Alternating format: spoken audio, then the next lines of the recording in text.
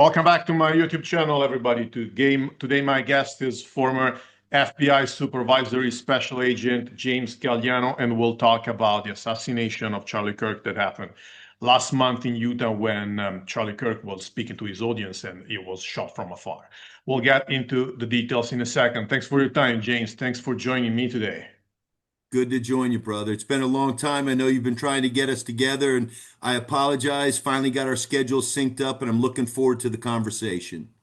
Well, no problem. At least we made it, and that's the most important thing. And actually, that's the only thing that matters. James, before we get into it, would you like to tell my viewers something about you, your background, your career with the FBI, whatever you feel is relevant? Sure. First of all, I'm third generation. My great grandfather emigrated to the United States in 1905 from a place called Bisa in Sicily, and we are very proud of our Italian heritage. Growing up as a young kid in the deep South, because I grew up in Atlanta, Georgia. My family was in Birmingham, Alabama, in the deep, deep South. It was the stories that were told. It was nice to hear that, and I wish I'd have paid more attention as a youngster. I went to Italy one time in 2001 with my father. We traveled to Rome. He was given a paper there, and then drove down the coastline to Naples and took an overnight ferry down to Palermo, and then visited some family in Bisa. But I love Italy and Sicily, and appreciate you reaching out to me. Yeah, I am, like I said, a third generation immigrant to the United States. And like my father, I'm a West Point graduate. I went to the United States Military Academy, spent 4 years in the Army as a airborne ranger infantry officer in the 10th Mountain Division. I joined the FBI, the Federal Bureau of Investigation, in 1991. Spent 25 years in the FBI from 1991 to 2016. Did everything from undercover work. I worked against La Cosa Nostra. I worked against violent street gangs. I worked against, narco traffickers. Spent time in Mexico as a legal attaché, working in a diplomatic fashion. Was a SWAT team leader. Was a member of the FBI's hostage rescue team. So I kind of had a broad-based background in the FBI. Left the FBI 10 years ago. It's hard to believe that. And went to teach at St. John's University in Queens, New York, where I teach organizational leadership. I teach military history and homeland security matters. I do a lot of TV work. I worked 6 years for CNN as a law enforcement analyst. Now I do a lot of work for Fox, not as a contract employee, but whenever they ask me to. And I just finished up my second term as the mayor of the village of Cornwall and Hudson in upstate New York. So that's what I do. But my most important job is I'm the husband of Tiffany Galliano, my beautiful bride, and we have a blended family, and we have 5 children between us. Everything from a 35-year-old to a 15-year-old. So I have 20 years between children. Well, that's great. Quite an impressive background. And Yeah. as I was mentioning, my grandparents migrated from Sicily to Canada, and both in Sicily and in Canada, their next door neighbor was a guy by the name of Galliano, but you're not related to them, so you're not related to the neighbor of the lifelong neighbor of my grandparents. James, let's get to the matter of it. So we have to talk about the assassination of Charlie Kirk. So when I heard the news, the first thing that came to my mind was the assassination attempt on President Trump last year. He was not the president yet, but we know what we're talking about in Pennsylvania. And my first thought was, what went wrong with security? Because we know what happened last year, but what happened this year? How could a guy just climb on the roof of a house nearby and shoot the guy that easy? Well, first of all, I mean, you've got two different potential targets here, right? The President of the United States is probably the most protected person in the world. And look, I worked on protection details in the FBI. I worked and protected two different FBI directors and four different attorney generals in the United States. I understand security and how it works. I also understand this. It doesn't matter who you are, how famous you are, how well protected you are. If someone is willing to die in the process, there is no one that you can guarantee 100 and complete percent security to. Unless you want to be a hermit and live inside a concrete bunker. Anybody, whether it's a politician, whether it's a famous person, whether it's a polarizing interlocutor, somebody that argues politics, whatever it is, if you're out in the public, it's just impossible to guarantee that. What you do is you try to make it difficult and you try to provide layers of security depending upon what the threat level is, and you try to provide deterrence.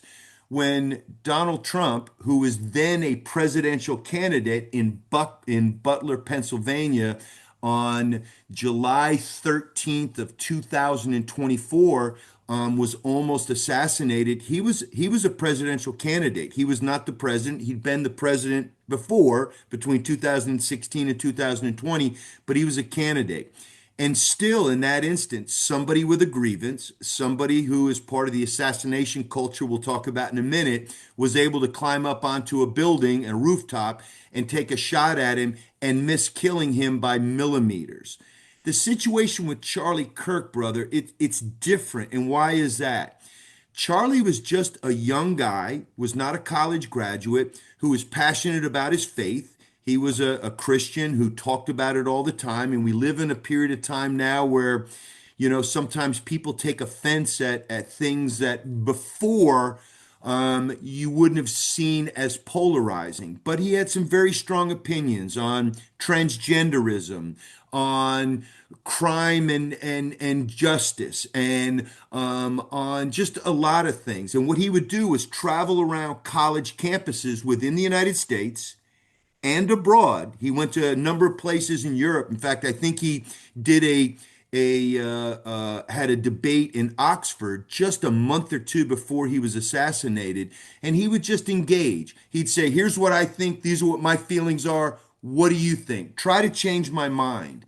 Well, in the instance of what happened that fateful day in Utah, at Utah Valley University, where Charlie Kirk was killed, he doesn't have Secret Service protection. So when he shows up on a campus, he's got a small security detail that he pays for, or his organization, Turning Point USA, which was a conservative young students coalition, pays for, but he doesn't have the benefit or the privilege of Secret Service protection. He's just a young 31-year-old that's out there engaging, but he was polarizing. Now, there were some people that loved him and appreciated what he said, and there was others that didn't. Was the threat level raised up enough where there should have been? And I think this is your question. Should there have been additional security screenings and levels? Probably. Would it be feasible where he was traveling to college campuses weekly and going from one city to another city to another city and to another city? Not, not realistic. And in the sense of what happened in Utah, there were 3,000 people, mostly students on campus that came out to see him. To do a screening there, to be able to close the entire university down, to put drones up, to put counter snipers on the rooftops, probably just was not going to be feasible to do it. An awful thing happened, but a lot of things had to go right for the bad guy, for the shooter, for this to have happened. Of course, and also we know that the bad guys only have to succeed once, Okay. while security officers have to succeed every time. So what happens next is that the investigators find these cartridges in his rifle, and all the cartridges, those on the floor and those inside the rifle, have inscriptions that don't really make sense. Something like "Hey, fascist, catch," and then a series of arrows that mean something that I don't even recall. There's one with the writing that says "Bella Ciao," that is a very famous Italian song, mostly used by the leftists nowadays. Do you think that he meant those messages to be found by the police, or did they just bother to go through that process for himself? No, I think they were meant to be found by the police. I don't think that, you know, e- e- criminals and terrorists, they all think they're smarter than the rest of us, that they're not going to get caught. Now, some of them have that suicide complex where they're going to die in the act and they understand that. It's either suicide by cop, where they engage us and they want us to kill them to make them a martyr in quotation marks, or they just think they're smarter than we are and that we're going to get away. The kid, the young man that assassinated Charlie Kirk, was not a skilled assassin. The minute that all the pieces started to fall into place, and I looked at it, I said, "This was not a a ninja. This was not a hired hitman. This was somebody who was clumsy and was lucky." And to your point, the bad guys just have to get it right once. And he has an old World War I weapon that he probably had not cleaned or fired in a while and done the maintenance on it. He didn't check for windage and elevation, and he wasn't a trained sniper. And he took a shot, and in the instance of Charlie Kirk, it was a lucky shot for the sniper. Getting back to the etchings on the shell casings and hey, fascist catch. It it it it it makes me laugh, and not in a morbid way, when I hear people in the United States calling people fascist. I remember my grandfather, who was born in the United States in 1907, when my family came over in 1905, and grew up in Birmingham, Alabama. And in 1927, he went back to Sicily to study music from 1927 to 1933. He left Sicily in 1933, came back to the United States blessedly because Mussolini was already in power at the time, and things were about to get a lot worse when the fascists really took their complete takeover of Italy and aligned with Adolf Hitler and the Nazis.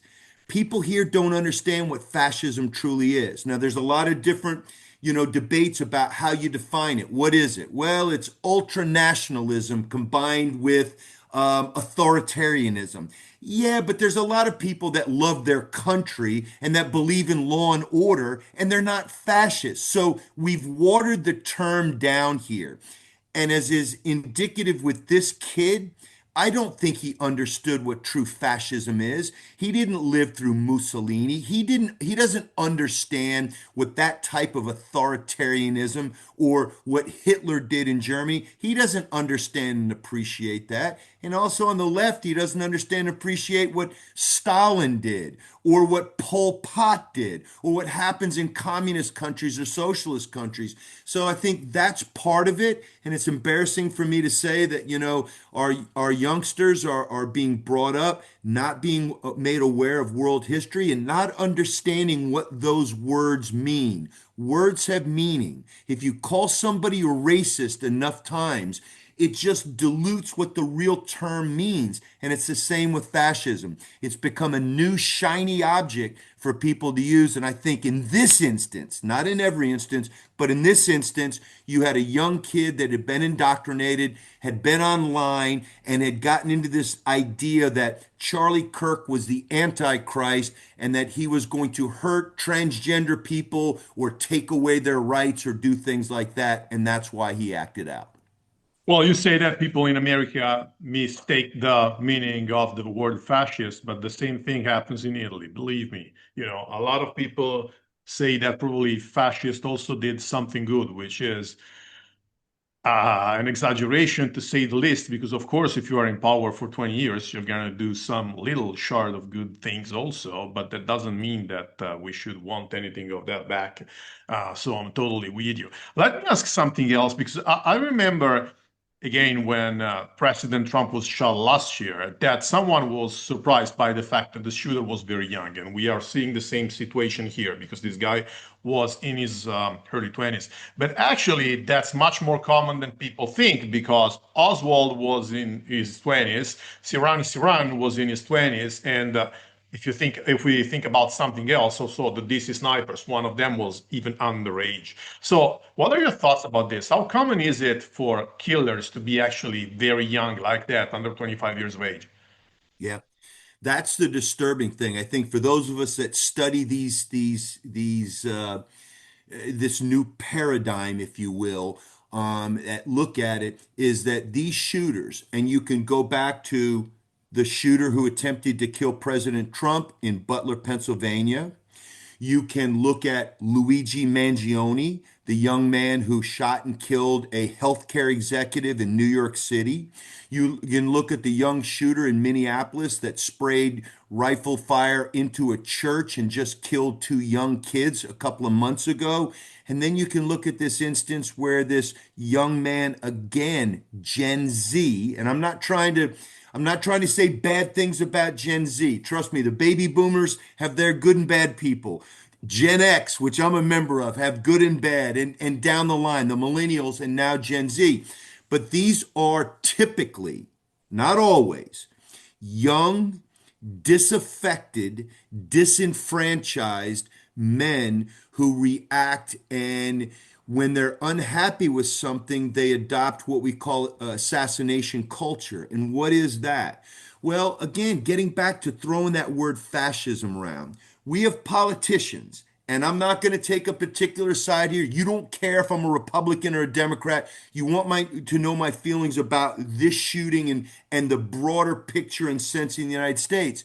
But we have politicians here in this country and in every country that say hyperbolic things, that say overwrought, improper things, and it gins up people. Now, for responsible, mature adults like us, we go, okay, that's just him saying something nutty.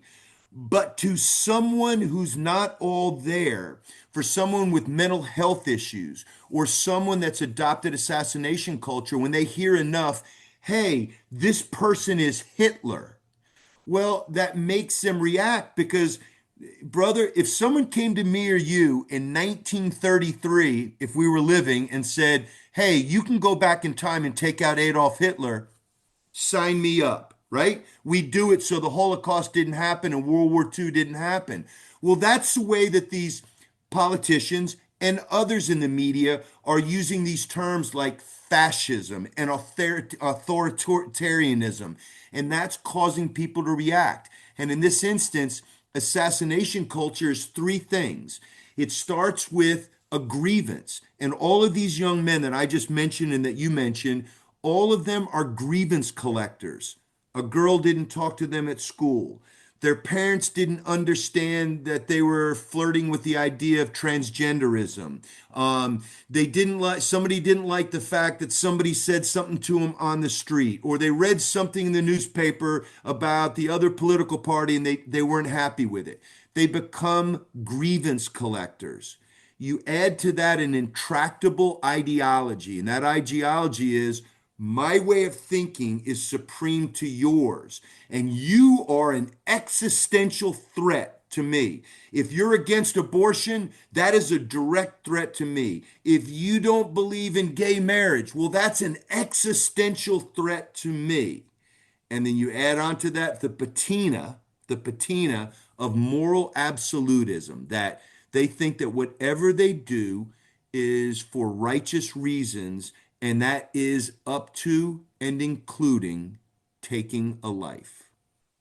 So in this specific case of the Charlie Kirk assassination, how hard were the first phases of the investigations? Because people who were completely unconnected with the event were arrested for a while before they were released.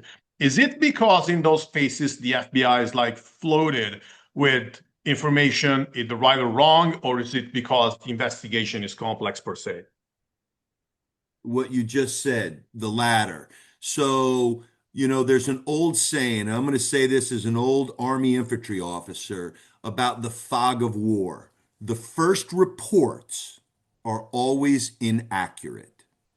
Whatever you hear about the enemy, it's inaccurate. The first reports are never accurate. It's the same way in law enforcement. And that's why we have to take a deep breath, take a step back, because everybody wants you to find the monster, find the shooter, find the killer, find the terrorist. And that's what you want to do too, because the number one thing is you want to be able to stop if this is a conspiracy, if there's anybody else involved, you want to find the people involved and bring them to justice. But it's not like American television. It's not like Law and Order, where in 1 hour the crime happens, it's investigated by the police, And in the second half hour, the judicial system runs its course and the person is sent to jail for their life. That is fantasy. In the instance of the Charlie Kirk assassin, he was caught in 33 hours. And people can argue and say, well, his father turned him in. His father turned him in because of the exhaustive detective work and the good work of the FBI, and I'm proud to say that went out and crowdsourced this. Look, we live in a time and age where we're able to put out pictures quickly, put out information on social media quickly, and crowdsource. That's the American term for this, which means I have some information. I'm hoping it's going to lead to somebody going, I saw that person, or I understand that, or I know where that is. And they call a helpline, a tip line, or they come in and say, we know who this person is. And that's what happened. The other piece of it is the forensic piece. The guy left a trail of forensic evidence. All of that is going to be important now since he's in custody with proving his guilt and either sending him to jail for the rest of his natural life, or in Utah, we still have the death penalty by firing squad. So that could be sought too. So in this instance, did the FBI do a great job? There were some mistakes. The FBI director got out and put some stuff out on social media that was premature and that was inaccurate about the first two people that were brought in as persons of interest. But all in all, I think the FBI and law enforcement writ large did a great job to bring this person into custody within 33 hours. Well, you mentioned his father, and to me, that's quite peculiar. As I was mentioning before we started recording, I mostly cover 9/11, and usually parents tend to justify their kids because they say, oh, my kid is a nice guy, but he has been around the wrong folks for too long, or he had good motives and something like that. In this case, we have a father who talked his son into surrendering. Isn't it weird? What do you think? Do you have children? No. Okay. So I have 5 kids in a blended marriage, but they're all my own. Even though I didn't make them all, they're all my own. Every one of them knows that if they did something horrific, I would make certain that they were brought to justice. Would I provide them every bit of material support, emotional support, and guide them through the system? Absolutely. Would I have zero problem bringing them to justice? No. And I would expect my father to have done the same with me. Um, Choice, decision, consequence. That's what I've taught my children. Choice, decision, consequence. I appreciate this father. And I know that this father is one of us, meaning he was former law enforcement and he had to struggle with this. No father wants to grab his kid by the ear and drag him into the station, knowing that he's probably he's going to serve life. I'm guaranteeing you that this will be, there will be some deal made to save this young man's life, but he will spend the rest of his life in jail. But no, I don't look at it like this is some kind of, oh my gosh, how could this happen? Would I hide out my children if they did something awful? No. And I think the vast majority of good moral people, no matter how much we love our children, would do the right thing. But that's the world according to Jimmy Galliano. Other people may think differently. No, but I wanted to hear your opinion, so that's definitely fine. What do we know about this guy's motives? Because one would think that he was a far leftist and he shot the guy who was an activist for the right wing, but actually didn't seem to be political at all. It seems to have no interest in politics, either left or right. Yeah, I think, we always look for like a nice, neat package to be able to say, there it is. We understand the motive. And in 2017, there was a horrific shooting out in Las Vegas where I think 50 people were murdered by a man by the name of Stephen Paddock who took his own life. Um, and we still to this day don't know or understand the motive, and that's frustrating. In law enforcement, you want to find the motive, and why is that? It's important to know so that you can hopefully help prevent the next bad thing from happening. but you don't need motive to prove a crime. Just like you don't need to find the murder weapon to prove that somebody killed somebody. You can convict people on circumstantial evidence. In this instance, I believe there's enough there, in quotation mark, there's enough there to suggest that he felt that Charlie Kirk's views were antithetical to his own. This was a guy that was living with somebody who was transgender and was, again, you go back to the assassination culture, viewing Charlie Kirk as an existential threat to him because Charlie Kirk, who never advocated hurting anybody, just said, these are my views. My views may be different than yours, but my views are predicated on Christianity. I am a Christian, and these are my views. So, yeah, are any of these situations neat packages where you can do? No, because people that would kill somebody are never easy, neat, clean people. They are imbued with complexities. And that's where we are right now. But I also know, and I'm guilty of this too, that when something bad happens in America, whether it's a mass shooting or a terrorist attack, we all immediately go, please don't be one of me. Don't be a Roman Catholic. Please don't be a Republican. Don't be Democrat. Don't be a Muslim. We all pray that it's not one of ours so that we get blamed for it. And we have to break that cycle and not do that. In this instance, yes, this young man was somebody who, whether he voted Republican or voted Democrat, he had progressive leftist views, and he felt that Charlie Kirk and what Charlie Kirk was preaching, because that's essentially what he was doing, was a threat to him, and that's why he assassinated him. Well, I think that the need to understanding motives is not only law enforcement or military, but it's the human nature. I remember speaking to, well, 10 years ago already, speaking to a person who used to work for the English word doesn't come to my mind right now. I'll tell you, is the okay, it doesn't I can't think of the English word right now, it doesn't matter, who said that the reason why conspiracy theories are so widespread is that there's no requirement for an investigation, therefore they give a faster answer. And so people want answers. So if you have to wait to have a good answer, or if you want a bad answer right away, you're going to pick your bad answer. I like that. I've never heard that, but the way that you just framed that out makes perfect sense. So in this case, it's not a matter of left against the right, because craziness has no political side. Yes, and I think it's also something where, are you familiar with Occam's razor? Yeah, I am. Okay, Occam's razor suggests that the simplest and most obvious answer is generally what the answer is. And again, we dig into these things deep now because, again, we don't want bad people to be assigned to our teams. I'm guilty of it too.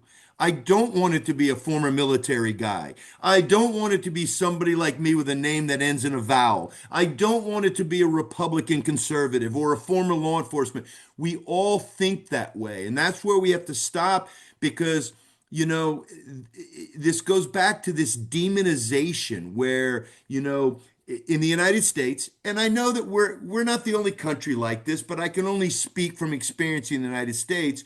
But in the United States, you're either with us, the good people, or you're with the terrorists. You're the bad people. And that kind of wild, reckless, irresponsible hyperbole is what leads to many, not all, but many of these incidents of assassination culture or mass shootings, in my estimation.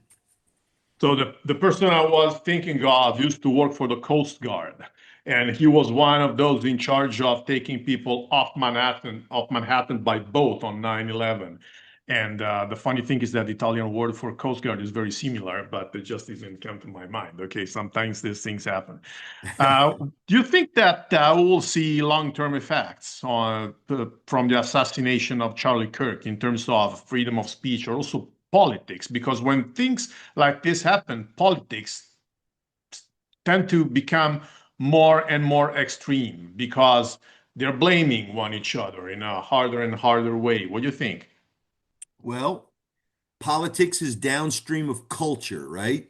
And as Yeah, the culture changes for better or for worse, that certainly changes our politics. I mean, who thought in the United States after, after what happened on, on January 6th in 2021, that Donald Trump would be elected again? But times changed, and the issues changed, and unfortunately in the United States, and this is not, I know this is not a political podcast, so I'm not getting into politics, but in the United States it's a binary choice. So for many of us, you have to choose this or that, the left or the right, which is the same way across the world in many senses. But it's a difficult choice to have to make, because sometimes you have to hold your nose yeah. and say, yes, I'm voting for this, even though I disagree with this, this, and this. It's about tamping down the overheated, overwrought, irresponsible rhetoric. And that rhetoric goes back to where you started on this, where we started talking about fascism and the name calling, that we use in the United States and across the globe. So if you ask me, is this going to change? Will this get better? The first mass shooting in the United States, and I know this as a former SWAT team leader in the FBI, was August 1st of 1966, when a Vietnam veteran by the name of Charles Whitman climbed up the clock tower at the University of Texas, and with a hunting rifle and a pistol ended up shooting co-eds down in the square there during summer classes. That was the really, I mean, had more than three people been shot and killed at the same time in the United States before that? Yes. But that for us, 1966, was the dawn of mass shootings and that culture. Well, when I grew up in the 1970s and 1980s, we didn't have mass shootings. So you had one in 1966, you had a few others, but in the 70s and the 80s, we were worried about airplanes being hijacked. That was the biggest issue, where terrorists, most of them were on the radical Islam side, but terrorists would take over domestic flights and hold them hostage to get what they wanted, which was generally some of their compatriots to be released from jails in Israel or Africa or parts of the Middle East. Well, that's changed again now. And is part of this the copycat culture? And yes, somebody sees something on TV, whether it's Denzel Washington in a movie or whether or not it's Charlie Kirk's assassination, and they go, I can do that, or I want to do that. So part of it is the politics, part of it is the hyper focus on this. Part of this is the availability of the internet to radicalize people for better or for worse and to highlight things. You can go on the internet and find Charlie Kirk, God bless him, bleeding out in a chair from his neck. It's the most widely viewed and first political assassination to be all over social media. Will that encourage somebody else? Possibly. Is that going to tamp things down because now we're going to be focused on preventing it? Well, yeah, there'll be a lot fewer outdoor events like this, especially if you have a polarizing person or somebody that might be speaking about something controversial, but it's not going to stop it. And I go back to what I opened up with. If you want to kill somebody in this world and you're willing to die in the process, there's no one that men like me, my job was to protect people at the point of putting myself in front of the bullet. There's nothing we can do to stop that, because there are opportunities, as you pointed out, where they have to be right once, we have to be right every single time. And that's what keeps men like me during most of my career awake at night, wondering how to stop the next one. James, many thanks for your time again. I think that you explained this case very well for us. Also, what's behind the curtains and what the general public usually doesn't get. So I think that whoever is interested in this case can get a lot of very important information from watching this video. So thanks again for accepting my invitation. Thanks for having me, and thanks for your patience with setting this up. I really enjoyed the conversation, brother. No problem. It means that I will have the same patience next time I invite you to talk about something else. I owe you one. And thanks everybody else for watching this episode, and I'll see you all next time. Bye bye.